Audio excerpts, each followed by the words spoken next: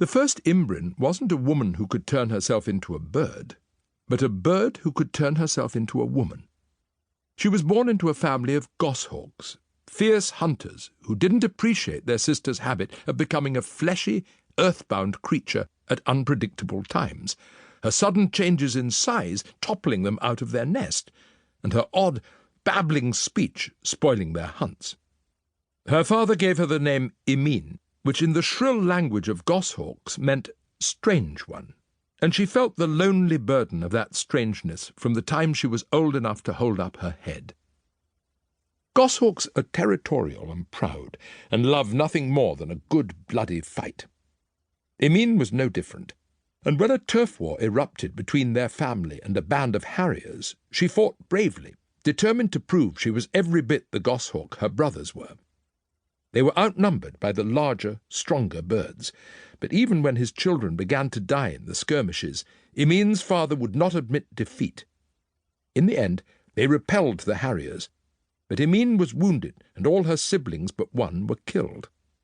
Wondering what it had all been for, she asked her father why they had not simply run away and found another nest to live in. "We had to defend the honour of our family," he told her. "But now our family is gone," Emin replied. "Where's the honour in that?" "I don't suppose a creature like you would understand," he said, and straightening his feathers he leapt into the air and flew away to go hunting. Emin did not join him. She had lost her taste for the hunt, and for blood and fighting too, which for a goshawk was even stranger than turning into a human now and then.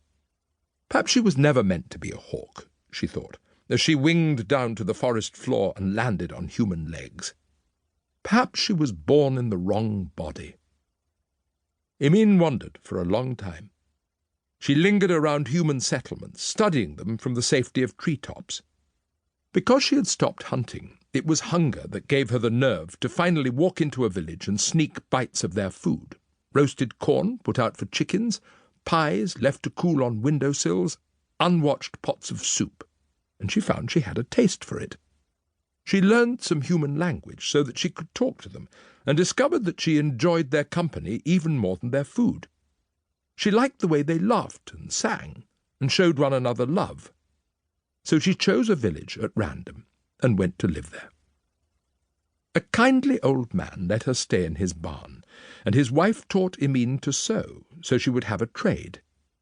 Everything was going swimmingly, until a few days after she'd arrived, the village baker saw her turn into a bird. She hadn't yet grown accustomed to sleeping in human form, so every night she changed into a goshawk, flew up into the trees, and fell asleep with her head tucked under her wing. The shocked villagers accused her of witchcraft, and chased her away with torches. Disappointed, but undeterred, Emin went wandering again, and found another village in which to settle. This time she was careful not to let anyone see her change into a bird, but the villagers seemed to distrust her regardless.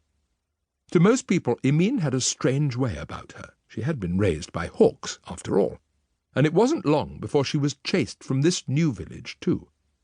She grew sad, and wondered if there was any place in the world she truly belonged.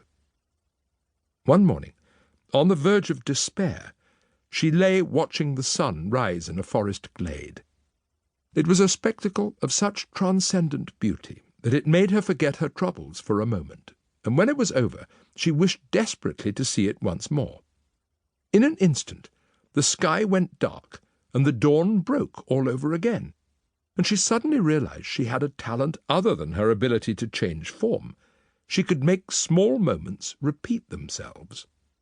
She amused herself with this trick for days, repeating the leap of a graceful deer or a fleeting slant of afternoon sun, just so she could better appreciate their beauty, and it cheered her up immensely. She was repeating the first fall of virgin snow when a voice startled her. "Excuse me," he said, "but are you making that happen?" She spun round to see a young man wearing a short green tunic and shoes made from fish skin. It was an odd outfit, but stranger still was that he carried his head under the crook of his arm, disconnected entirely from his neck. "Excuse me," she replied, "but what's happened to your head?" "Frightfully sorry," he said, reacting as if he'd just realized his pants were unbuttoned, and with great embarrassment he popped his head back onto his neck. "How rude of me."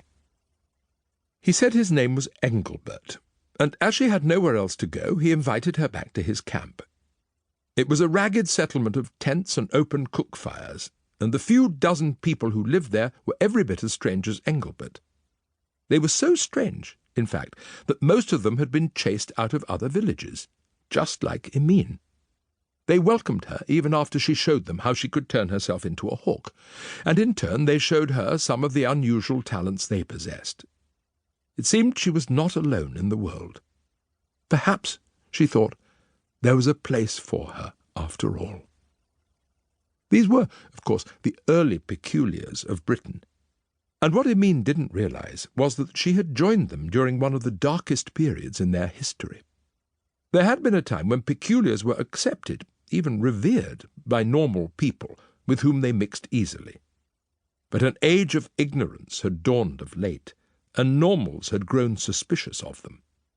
Whenever something tragic happened that couldn't be explained by the rudimentary science of the day, peculiars were made the scapegoats. When the village of Little Disappointment woke one morning to find all their sheep burned to a crisp, did the villagers realize that a lightning storm had killed them? No. They blamed the local peculiar and drove him into the wilderness. When the seamstresses of Stitch didn't stop laughing for an entire week, did the villagers blame the wool they had just imported, which was infested with mites that carried laughing flu?